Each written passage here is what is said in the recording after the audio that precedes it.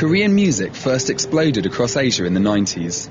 The next decade of blistering internet development placed Korea at the forefront of the digital revolution and ripe for digital plunder.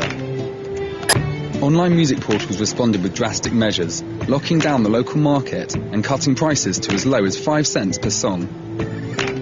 But with the rise of social media, the industry is finding new hope in the ever-increasing number of fans clamoring for Korean music on the internet. It's not just about the numbers, but where we're getting those numbers. The top 3 K-pop blog sites, fan sites in English, they generate more web traffic than Korean music portals in Korean in Korea. When you look at Twitter, on any given day, a Korean pop star will be a top trending topic. Primarily for a lot of the top artists, the bulk of their traffic is not coming from within Korea.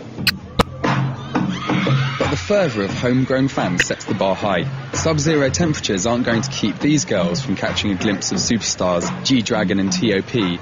here to release singles from their latest project. At 22 years of age, they're already 2 of the most recognisable faces in Asia.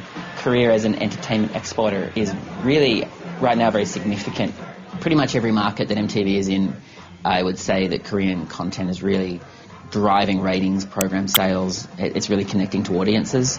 Sometimes it's really hard to find one US hit that's going to work everywhere in multiple cultures. For a youth audience, it's really difficult, whereas for us, Korean content is equal to anything that the US is producing right now. However you look at it, people seem to be feeling a sense of discovery and mystery about Korea. It feels like they're really seeing us in a positive light.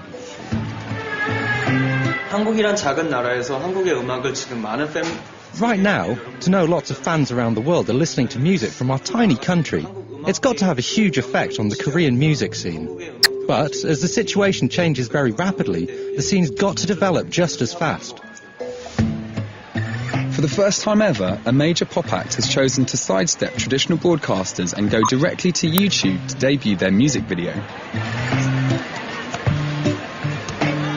YouTube right now is the best vehicle for us to reach our core demographic audience, which is young people of the world, not just Korea. There is no boundaries of borders anymore with the internet. We no longer have to rely on the big TV stations or like big radio stations. Social networking has been the vehicle of choice. In analog era, even if they are successful in Korea, they didn't have access to global audience. That's a whole another industry. So only way they can go outside of Korea, they are selling their right to another entity in that country. Social network service actually get rid of those boundaries of the country. Now there is only one music market, which is global.